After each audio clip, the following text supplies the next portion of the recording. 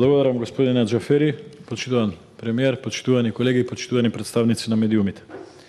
Веројатно ова е една од точките во животот кои што секој од нас присутен во оваа сала ќе ги памти и ќе ги раскажува на следните поколенија како се поставил во одредена ситуација, можеби најбитната во животот, како предизвик. И од тука мора да постапуваме онака како што разумот и срцето ни зборува. Колку и да е тешко, колку и да имаме лични судири со своите убедувања, едноставно мораме да постапуваме така како што размислуваме. Прво, не сакам да дозволам никој во ова собрание и во оваа држава да пледира дека е поголем европјанин или поголем НАТО, про-НАТО човек од историското ВМРО. Обидите на СДСМ и на дел од албанските колеги да го стават ВМРО на другата страна се дневно политички. Правејќи го ВМРО баба рога, си ги покриваат своите слабости во испорачување на резултатите. Но штетно е тоа и апелирам да престане таа кампања против ВМРО. Да расчистиме.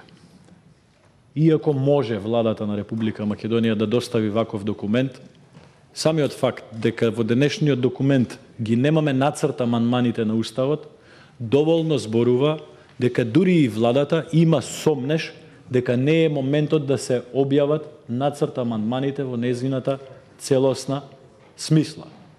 Фактот дека Министерот за правда одбива да биде застапник на владата тука, па макар и како потписник на документот, а тоа секогаш досега се случувало, следствено и на некои изјави кои што ги имаше Министерот за правда, исто така доволно долива гориво дека имаме сомнеш каков ќе биде текстот на нацрт амандманите. Додека не се види текстот на нацрт амандманите, секоја дискусија може да е погодување, или желба или интенција. Од владата да ги направи поубави, од опозицијата да ги направи понеубави. Многу е неодговорно тоа што владата уште пред референдумот, а камоли сега не го извади финалниот текст на нацрт амандманите. Например, владата цело време тврди дека ќе се менуваат само преамбулата и 2 или 3 члена. Тоа не е точно. Доколку се заврши оваа процедура, одговорно тврдам дека покрај преамбулата во Уставот ќе бидат променети најмалку 51 член. Најмалку 51 член на Уставот ќе бидат променети. Прашањето дали од уставно правен карактер, дали тоа може со еден амандман или ќе треба 51 амандмани, ќе го дискутираме понатака. Невозможно е со еден амандман. Но кажете и на јавноста дека нема да бидат 3 амандмани или 4 амандмани, туку дека ќе бидат преамбула и плюс 51 амандман. Исто така ова доволно е да се развие сомнеш и кај опозицијата и кај граѓаните дека се уште нешто се крие од финалниот пакет на договорени работи. Понатака, референдумот е апсолутно неуспешен. Но колеги, дозволете ми, кога менувате правен акт, правниот акт, не можете да го менувате со процедура предвидена во понизок правен акт. Или во превод, Устав не можете да менувате во процедура предвидена со закон за референдум. Устав можете да менувате само во процедура предвидена во Устав. А Уставот на Република Македонија не препознава консултативен референдум. Уставот на Република Македонија препознава единствено референдум кој што е успешен ако на него излегле најмалку половина од запишаните гласачи и од нив најмалку половина плюс 1 гласале за. Така да, повикувањето на консултативен референдум е апсолутно невозможно. Не можете да менувате Устав во процедура предвидена со закон. Нити можете да променувате деловник на собрание со одлука. Нити можете да менувате закон на Република Македонија со уредба на влада. Не можете повисок акт да менувате со процедура напишана во понизок акт. Затоа, одлуката од референдумот од 30 септември, според Уставот на Република Македонија, е задолжителна. А одлуката од референдумот од 30 септември ја има соопштено во службен весник на Република Македонија Државната изборна комисија. Односно, граѓаните на Република Македонија, вакви, такви, македонци, албанци, срби, бошњаци, турци, роми, присутни, неприсутни, гласале во диаспора, гласале во Македонија, не гласале, кажа дека овој договор не е прифатлив според Уставот на Република Македонија. Тоа е едниот елемент. Другиот елемент, дали некој од пратениците овде има личен мандат и личен легитимитет да гласа? Два елементи се, колеги. Прво, никој од нас не влезе во избори и кажа дека ќе гласа за промена на Уставот на Република Македонија и промена на уставното име. Ниту еден од нас. Дури ни колегите албанци. Напротив, имаше колеги од СДСМ и од нивните коалициони партнери кои што велеа дека доколку дојде до тоа, тие први ќе експлодираат против Зоран Заев. Не сакам да спомнувам име. Значи, ниту еден од нас на избори не го добија овој легитимитет. Втора работа. На референдум, кој што според мене е задолжителен, исто така не добивме легитимитет да влегуваме во оваа процедура. Трета работа. Ке било лесно да се решаваат државни работи и за Бранко Црвенковски, и за Киро Глигоров, и за Борис Трајковски, и за Никола Клюсев, и за Никола Груевски, ако требало сами да ги решаваат. Немојте да пледирате дека оваа генерација политичари е попаметна или помалку паметна од генерацијата на Глигоров и Клюсев, од генерацијата на Црвенковски и Ѓоргиевски, или од било која генерација. Одлуката СДСМ сама да влезе во овој процес е одлука која што го погреба овој процес. Неколку елементи. Одлуката да се пристапи кон преговори без учество на ниту еден представник од опозицијата, макар и како експерт. А опозицијата има бар 4 луѓе кои што го знаат проблемот на ниво на професионалност. Е погрешна одлука. Одлуката да се потпише договорот пред да и се покаже на опозицијата во содржинска смисла, како што беше примерот со договорот со Бугарија, е штетна одлука исто така. Че договорот со Бугарија го видовме. Го видовме јас, Велјановски, Димитриев, Поповски, Милошовски и некои други колеги од ВМРО ДПМН, дадовме 5 забелешки. Дали се прифатија, не се прифатија, не сакам да навлегувам, не ми е тоа поента, но имаше институционална форма во која што пред да биде потпишен договорот со Бугарија, опозицијата имаше можност да го види и да се произнесе. Овој пат таа можност ја немаше. Втората стратешка грешка. Третата стратешка грешка за која што јас силно се спротивставував е одлуката на СДСМ без ВМРО ДПМН да распише референдум. Извинете, тие се 3 грешки во процесот кои што без разлика дали имало волја ВМРО или немало волја ВМРО. Тоа може да е оправдување, но се одлуки донесени од страна на СДСМ. И тие одлуки ја доведоа Македонија во оваа ситуација. Да нема цензус на референдумот и да нема можност во собрание да се направи консензус за излегување од оваа ситуација. Затоа, поголема е одговорноста на СДСМ, отколку на ВМРО ДПМН од аспект на овие 3 клучни погрешни одлуки.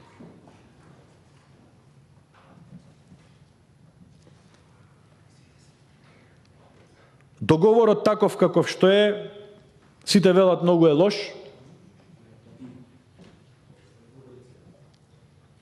Јас да одговорам, мислам дека во еден период пред референдумот дел од протестите во Грција, палењето на одредени институции и дури изјави од некои грчки политичари беа во насока да се даде ветер во грб да успее референдумот тук. Моje лично мислење. Но ќе оставиме за понатака. Мислам дека Грција не можеше да добие подобра ситуација од ова. Не велам дека ние сме во лесна ситуација како држава. Апсолутно ги разбирам аргументите дека нас ден поскоро ни треба членство во НАТО. Ден поскоро ни треба почеток на преговори со Европската Унија. Никаква дилема немам тука. Апсолутно. Но прашањето е дали овој договор ќе биде договор кој што американците или англичаните го викаат sustainable, оддржлив. Дали ова дава оддржлива ситуација? Јас не спомнував бројки, никогаш не сум спомнувал, господинот Джеват ме предизвика со бројките, но само 300.000 македонци округло дале поддршка на референдумот за овој договор.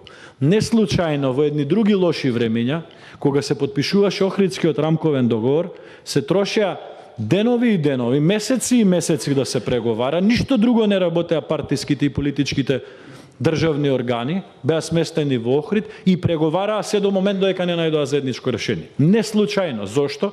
Заради тоа што некој мудар тогаш проценил дека без двете политички крила на албанска страна и без двете политички крила на македонска страна, таков стратешки договор е невозможен да живее. Ваков стратешки договор без политичка поддршка од двете македонски идеолошки крила е невозможно да живее, луѓе. Невозможно да живее. Полека, има уште време, ќе збориме и за тоа.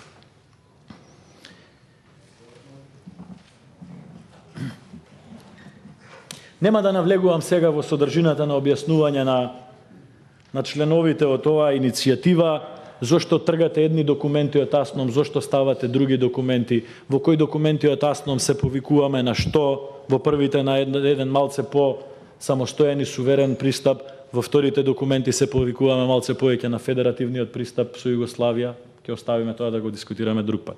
Нити па господинот Джеват Адеми не го повикав да ми каже дали себе си се смета за диаспора на Република Албанија или автохтон жител на Република Македонија албанец, од аспект на претходната дискусија. И дали господинот Джеват Адеми очекува неговите права да ги штити Република Албанија како диаспора, или сака да ги има своите права како рамноправен на себе, на мене, албанец од Македонија. Знам кој е одговорот, затоа не го прашав. Го знам одговорот. Но сакам да ми помогнеш, господине Джеват Адеми, да се објасниме со колегите од СДСМ, дека македонецот роден во Голо Брдо, македонецот роден во Голо Брдо во Албанија или во Мала Преспа, македонецот роден во Лерин или во Воден, македонецот роден во Благоевград или во Мелник, македонецот роден во Гора или во Врање е автохтон, не е диаспора. Тој не е диаспора. Зошто ги исклучуваме македонците од соседните држави? Таа сентенца од Уставот, која што стои од 1991 година, не случајно е ставена. И кога велиме во тој дел од Уставот, во тој член 49, велиме Македонија, не велиме Република Македонија. Прашајте ги постарите правници кои што ги пишувале Уставот, зошто секаде каде што се споменува зборот Македонија, во Уставот пишува Република Македонија, а единствено во членот кај што збориме за македонците во соседството и диаспората македонска, не стои Република Македонија, туку стои Македонија. Сигурно имало причина зошто тој е единствениот член без уставната одредба. Така да бидете внимателни околу тоа, но за тоа ќе имаме понатаму суштинска дискусија. Многу пати сте поставиле прашање која е алтернативата.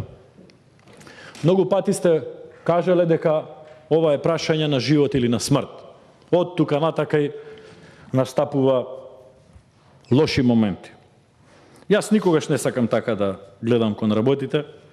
Сите имаме доволно и животно искуство, и професионално искуство, и лично искуство. Знаеме дека едноставно некои лоши моменти треба да се соочиме со нив и да бараме решенија, да останеме позитивни. Има решение, почитувани колеги. Решението е заедништво, единство и консензус. Тоа е решението. Но не под диктат на едната страна. Заедништво, единство и консензус. Почитувани колеги пратеници, Собранието на Република Македонија во 2008 година донесе резолуција за изнаоѓање на стратегија за наметнатиот според од страна на Република Грција за нашето уставно име. Оваа резолуција, која што има императивно значење, затоа не е декларација, вели во својот дел: тргнувајќи од консензуалната одпределба на граѓаните и на сите политички субјекти, дека решавањето на спорот со Република Грција за името на Република Македонија е прашање од највисок државен и национален интерес, изразувајќи го недвосмислено цврстиот став дека одбраната од негирањето на името на нашата држава, на идентитетот на македонскиот народ, јазик, историја, култура и заштита на македонското национално малцинство представува императив во политичкото дејствување на Република Македонија. Ова е консензуален документ. Вие исклучувате елементи од овој документ. Во друг дел овој документ вели: ценејќи дека обединетата позиција на државниот врв во преговорите на Република Македонија со Република Грција за решавање на спорот со името е од исклучително значење за засилување на преговарачката позиција на Република Македонија. Понатаму вели: со државната стратегија неопходно е да се одбрани името, највисоките државни и национални интереси и да се зачува идентитетот на македонскиот народ, јазик, историја, култура и постоење на македонското национално малцинство во соседните држави и да се афирмира позицијата на Република Македонија како суверена и самостојна држава. За оваа резолуција, која што има императивно значење, гласале сите пратеници во Собранието на Република Македонија. Почитувани колеги, кое е решението? Која е алтернативата? Заедништво, единство и консензус. Да се вратиме на овој документ и од тука да го црпиме легитимитетот за секоја следна постапка. Што значи тоа? Собранието на Република Македонија треба да ги реафирмира позициите кои што веќе биле обезбедени со консензус. Ние имаме еден куп резолуции и декларации во Собранието кои што одат во насока на ЕУ и НАТО. Првите не се предлог на ПДП, првите не се предлог на СКМ-ПДП, првите резолуции и декларации за ЕУ и НАТО интеграција се предлог на ВМРО. Почитувани колеги, да се вратиме на оваа резолуција од 2008 година, да го обезбедиме заедништвото, единството и консензусот и да изградиме заеднички позиции. Попатно, да побараме стратешко партнерство со НАТО сојузот по примерот на стратешкото партнерство што го имаме со Соединетите Американски држави и Република Турција. И да побараме од тие два наши стратешки партнери да бидат спонзори во тој процес. Собранието да побара засилен скрининг и комуникација со Европската Унија и да пробаме да изградиме национални позиции, државни позиции врз база на принципот заедништво, единство и консензус со кој што ќе пристапиме на решавање на овој проблем. Ако било вака лесно, веројатно и Глигоров ќе го решил проблемот. Ако било вака лесно, веројатно и Црвенковски ќе го решил проблемот. И Клјусев, и Ѓоргиевски, и Груевски, и Трајковски. Но не е лесно. Заради тоа што во прашање се идентитетски прашања, кои што, господине Адеми, немаат само емоционално значење. Имаат значење за опстанок на една нација. Да ве подсетам во една дискусија кога дискутиравме за употребата на албанското знаме во Република Македонија. Ние молевме и велевме, дајте да ставиме една цртка, една точка, едно боиче во ќошот, димензијата да ја видиме. За албанското знаме. Вие велевте, господине Џеват Адеми, дека албанското знаме како символ е идентитет на албанскиот народ насекаде во светот. Ние го испочитувавме тоа. Господине Џеват Адеми. Ве молам, испочитувајте го и тоа што ние ви го велиме. Седомосминскиот такт не е создаден на територија на Република Македонија. За македонските работи од Крсте Петков Мисирков не е напишана во Република Македонија. Унијатското движење од крајот на 19 век не е во Македонија. Гоце Делчев не е роден во Македонија. Турунџев не е роден во Македонија.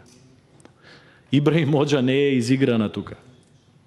Дафино Вино е пеена за Каракамен планина, која што не е тука, господине Џеват Адем. Да, сите сме се откажале од големите сонови за големи држави. И вие и ние. И тоа треба да го повторувам. И на нашите пријатели од Грција во делот на гаранцијата за границите, не овие што ги подпишала владата, и 10 пати поголеми. Дека никој од нас нити посакува, нити сака, нити ќе работи, нити замислува дека треба да се менуваат границите на Балканот.